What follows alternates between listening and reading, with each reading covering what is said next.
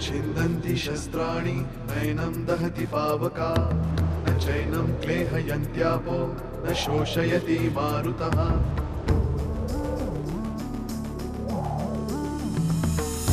दिवसामागुणरात्र धावते सकाळ संध्याकाळ सूत्रधार जो या साऱ्याचा नामतयाचे काय तयाच्या मनात दडले नकळे कधी कुणा क्षणात होते संभव सारे क्षणापूर्वीचे असंभव असंभव असंभव असंभव। निखिलने मला विचारलं, तुझ्या वेळी पार्वती आजी आली, माझ्या वेळी ती का नाही आली? ती पुन्हा केव्हा अवतार घेते याचीच वाट पाहतोय। तो सुद्धा तुमच्या इतकाच अस्वस्थ आहे हो।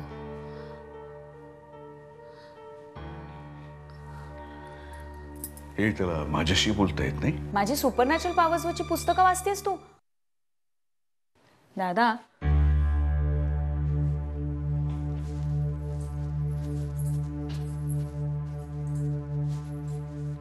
दादा तुला सांगू, मला कुसुमात्याचं वागणं हल्ली खूप संशयास्पद वाटायला लागलंय।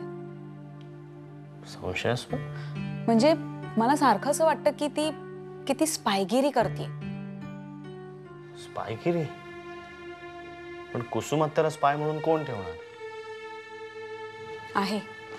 कोणीतरी नक्कीच आहे। तिचं फोनवर कुजबुजणं, अचानक घरातून कुणाला तरी भेटायला बाहेर जाणं आणि मध्यरात्री उठून माझी पुस्तकं वाचणं, हे सगळं विचित्र नाही वाटत तुला सुद्धा? मान्य, पण या सगळ्याचा स्पायगिरीशी काय संबंध आणि कोणासाठी?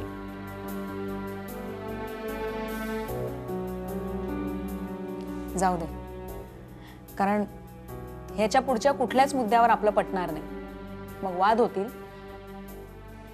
त्यापेक्षा तू तुझ्या क्लायंटला फोन कर, मी माझ्या प्रश्नांची उत्तरं शोधते। पुन्हा एक मिनिट, कोण वाटतंय तुला? जाऊ दे ना, खरंच। पुन्हा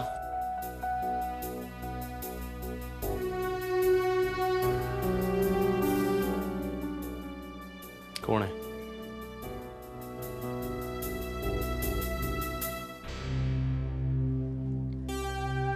सुलेखा। बसेल विश्वास?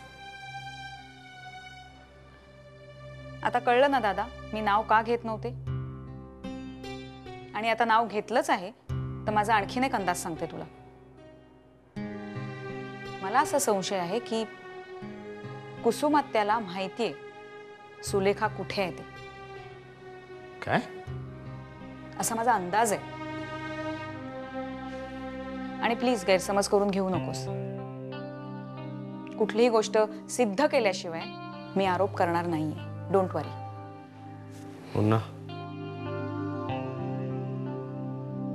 मी जर तुला सांगितलं की तुझ्या या शोधात मी आहे तुझ्या बरोबर, तर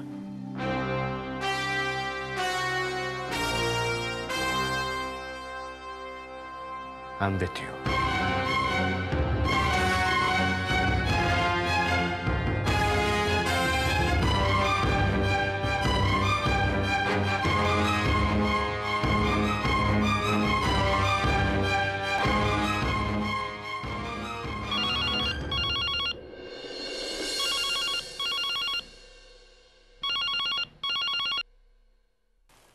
हॅलो, हाय वहिनी, प्रिया बोल प्रिया। राधा वहिनी, प्रथमेशने काही सांगितलं का ग? कशाबद्दल ग? मी तुला मध्ये म्हटलं नव्हतं का, कुसुमात्याची साडी दाखवून प्रथमेश काहीतरी सांगण्याचा प्रयत्न करत होता त्याबद्दल? हां, नाही ग, मी नाही विचारलं त्याला। राधा वहिनी, प्रथमेशचं प्रत्येक चित्र हे कुठल्या तरी महत्त्वाच्या रहस्याचा उलगडा असणार आहे। मी तर म्हणते चित्र कशाला, त्याची प्रत्येक रिॲक्शन, मला सांग, तुला तिथे काही जाणवलं? नाही ग प्रिया, मला काही जाणवलं नाही तसं. इनफॅक्ट त्याला कसली भीती वाटायला लागली तर तो मला स्वतःहून येऊन सांगतो. पण गेल्या 2 दिवसात भीतीचा मागमूसही नाही त्याच्या चेहऱ्यावर. पण मग मला या गोष्टीचं आश्चर्य वाटतंय की एखाद्या गोष्टीला जर प्रथमेश घाबरला तर पुन्हा त्याच गोष्टीला पाहून त्याची तशीच रिॲक्शन व्हायला हवी ना.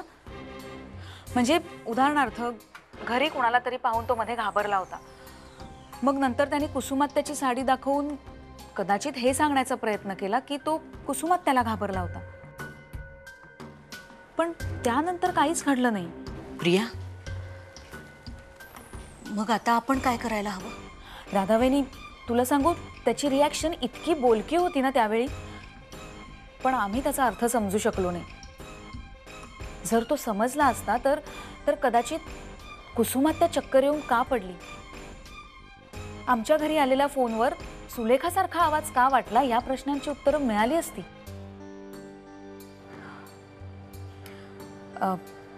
बरं मला सांग, भाई कुठे? हे जरा बाहेर गेलेत, येतील इतक्यात. राधावहिनी, तो घरी आला की त्याला मला फोन करायला सांगशील? मला जरा त्याच्याशी सुद्धा बोलायचंय. सांगते. आणि कुसुमात त्याच्या संदर्भात प्रथमेशच्या काय रिॲक्शन्स होत आहेत ते मला नीट सांग. हां, बरं, कळवेन. Bye. Bye.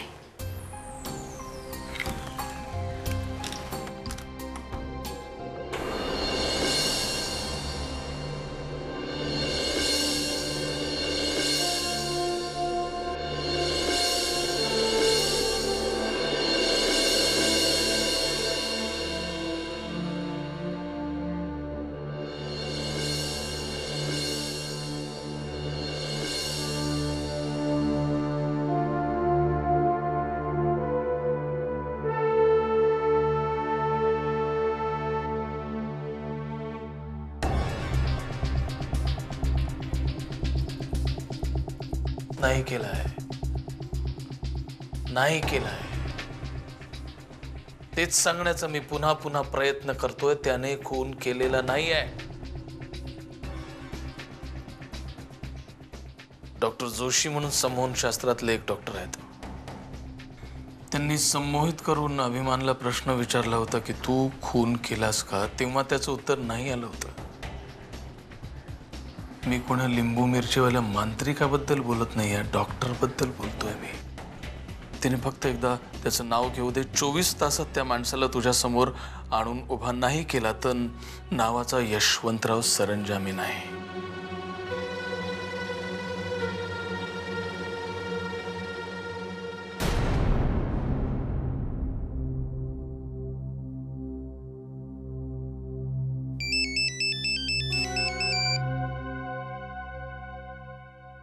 Hello. Hello, doctor Pradeep Joshi बोलतोय.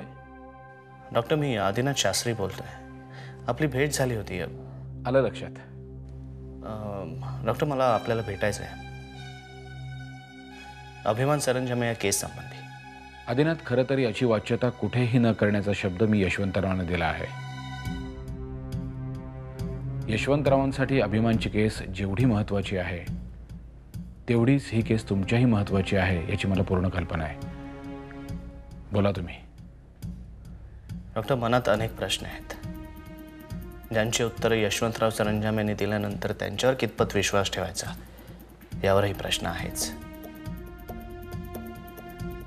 मला आपल्याला भेटायचं आहे. माफ करा आदिनाथ, कदाचित मी तुमच्या सगळ्याच प्रश्नांची उत्तरं नाही देऊ शकणार. यामागे काही तात्विक कारण आहेत, तुम्ही कृपया समजून घ्या. हेवा, मला फक्त आपली भेट हवी आहे. कुठे, कधी ते तुम्ही सांगा. कसं, या भेटीवरच अनेक निष्कर्ष आणि निर्णय अवलंबून आहेत डॉक्टर. जर आपली भेट झाली नाही तर या सगळ्याला कदाचित खूप उशीर झाला असेल. तुम्ही म्हणत असाल तर मी आत्ता सुद्धा येऊन तुम्हाला भेटू शकतो. नाही आदिनाथ, ऐकून घ्या. आज दिवसभर मी क्लिनिकमध्ये नाही आहे. मी एका महत्त्वाच्या केससाठी अलिबागला चाललो आहे. मी तिथून निघताना तुम्हाला फोन करतो. No problem. Thank you. Bye. Bye.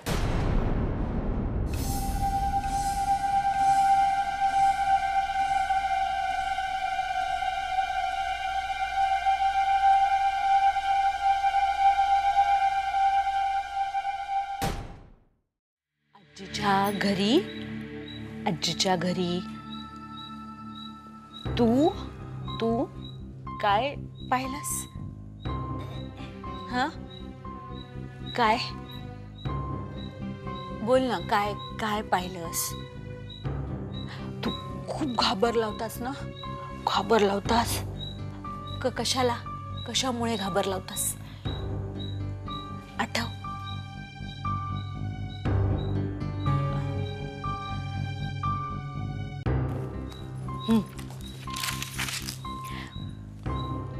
Priya आत्या, प्रिया प्रिया आत्या, प्रिया आत्या. कुसुम काय ग, काय करतेस? आजी. हा, काय करतेस? प्रियाचा फोन आला होता. ती म्हणत होती प्रथमेश त्या दिवशी का घाबरला हे जरा त्याला विचार.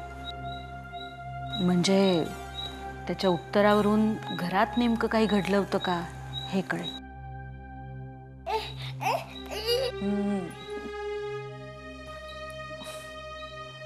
काही आठवतंय का मग त्याला? नाही, काहीही आठवत नाही. कुसुमात्यांची साडी घेऊन आला त्या दिवशी तो, म्हणून मी कुसुमात्यांचा फोटोही दाखवला, पण तो काहीच रिॲक्ट होत नाहीये.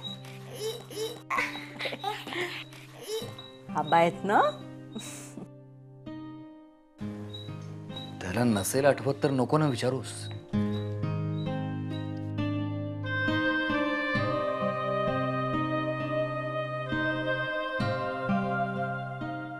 प्रथमेश,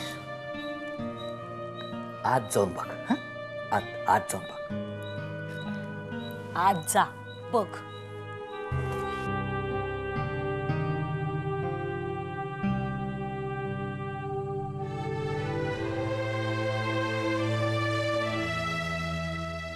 खरं म्हणशील तर परत कधीच नको विचारूस. अहो पण प्रिया म्हणत होती. प्रियाशी बोलेन मी. पण तो कुठल्या गोष्टीमुळे घाबरला हे नको का कळायला? नाही कळलं तर काय फरक पडतो राधा? आत्ता त्याच्यामुळे घाबरतोय का तो? आणि त्याला एखादी गोष्ट जर आपल्याला सांगायची असेल तर त्यानं त्याची भाषा निवडलेली आहे ना. सांगेल तो आपल्याला समजावून. अहो पण मला एक सांग राधा, आपण आपल्या प्रश्नांची उत्तरं शोधण्यासाठी त्याला अशा गोष्टींची का आठवण करून द्यायची की ज्या त्याला असह्य होतात? ज्या गोष्टींची त्याला भीती वाटते त्याची वारंवार आठवण करून देणं किती योग्य आहे? त्यापेक्षा त्याच्या भवितव्याची चिंता करायला हवी ना आपल्याला.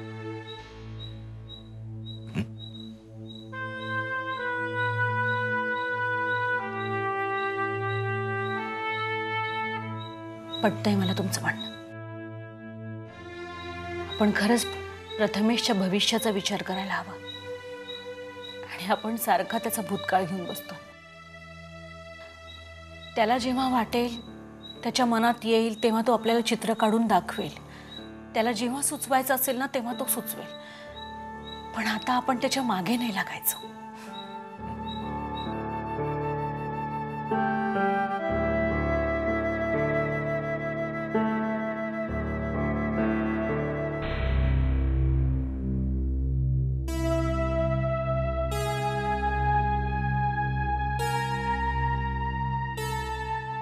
चहा. अगं शुभ्र, तू कशाला आणलास चहा? मी प्रियाला आणायला सांगितलं होतं. तुला चहा आणायला सांगून ती वाचायला गेली ना? नाही रे, मीच म्हटलं तिला. स्वप्नील, तुझ्याकडे थोडा वेळ असेल तर मला बोलायचं होतं तुझ्याशी. बोल ना. खरं तर तुझ्याशी बोलणं योग्य वाटत नाही, पण तरी बोलतेय. काय झालं शुभ्र? Anything serious?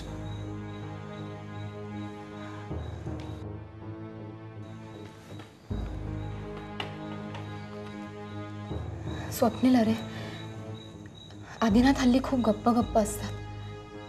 कोणाशीच धड बोलत नाहीत. घरी आल्यापासून माझ्याशीही मन मोकळेपणाने बोलले नाहीये. काय झालंय रे? काही प्रॉब्लेम आहे का? तू अस्वस्थ दिसतो तसा, पण तुलाही न सांगण्यासारखं काही असेल हे मला माहित नव्हतं. वाटलं होतं हे घरी आल्यावर सगळं सुरळीत होईल, पण दिसणारं चित्र वेगळंच आहे. बहुतेक त्यांच्या समोरचा प्रॉब्लेम खूप गुंतागुंतीचा आहे, म्हणून त्यांच्याशी बोलले नाही. आईबाबांशी धड बोलत नाहीत रे, म्हणून म्हटलं तुला विचारावं. नाही, बरं झालं तू मला बोललीस ते. मी बोलतो, आधीशी बोलतो. आणि हो, तू मला हे सांगितलंयस हे मी त्याला सांगत नाही. Don't worry. थँक्यू. बरं, तू चहा घे, मी आलेच.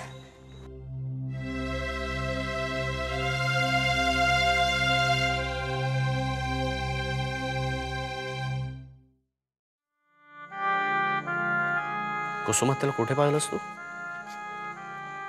मी बाईकवरून येत होतो आणि त्या रस्त्याने कुठेतरी चालल्या होत्या. अरे त्यांना किती हाका मारल्या मी, त्यांचं लक्षच नव्हतं. लक्ष नव्हतं म्हणजे बघून न बघितल्यासारखं केलं की खरंच लक्ष नव्हतं तिचं? शी वॉज ॲब्सोल्युटली ब्लँक.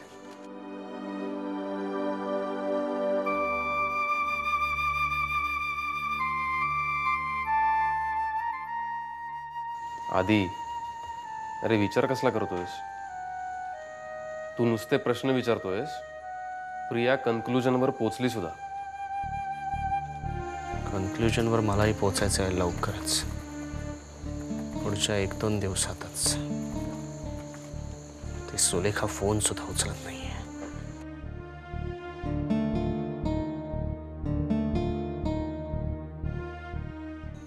तू आणि सुलेखा कॉन्टॅक्टमध्ये आहात? मी त्याला कमिट केलं होतं की मी हे कोणालाही सांगणार नाही. पण आधी लेट मी कंप्लीट. स्वप्नील, सुलेखाचं म्हणणं आहे की तिने अभिमानला खून करताना पाहिलं, पण ती जर समोर आली तर सरंजामे तिला सोडणार नाही. त्यामुळे ती पळते, ती कोणाही समोर येत नाही. पण यशवंतराव सरंजामेचं म्हणणं आहे की अभिमानने खून केलेला नाहीये. डॉक्टर जोशींच्या मदतीने त्यांनी ते सिद्ध केले. त्यांचं म्हणणं आहे की सुलेखाला फक्त समोर आणा, आम्ही तिला काही करणार नाही. तिने सांगू दे कोणी खून केलाय, मी 24 तासाच्या आत त्याला पकडून देईन. कोणावर विश्वास ठेवू मी? सुलेखाच्या एका जबानीवर बाळकाकाच्या खुनाची केस बंद होऊ शकते. तिने हा गैरसमज करून घेतलाय, त्यामुळे गैरसमज नाही आधी. ती अत्यंत समजूतदारपणे पाऊल उचलते. मला तुला ब्लेम करायचं नाहीये. तुला त्याच्याबद्दल सॉफ्ट कॉर्नर असू शकतो, पण जर त्रयस्थपणे विचार केला ना तर असा प्रश्न पडतो की ती याच टप्प्यावर हा निर्णय का घेते?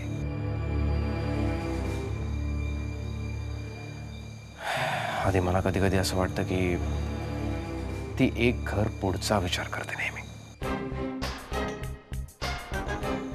हरकत नाही, यावेळी आपण तिच्याही पुढचा विचार करायचा. आधी आपण आता सुलेखाला शोधायचं नाही, तिला निग्लेक्ट करायचं. अरे पण अशाने एकानंतर एक प्रकरण संपलं की दुसरं प्रकरण, दुसरं संपलं की तिसरं. हे संपतच नाही आधी. पण या सगळ्यामध्ये तू एक गोष्ट विसरतोयस. कोणती? शुभ्रा.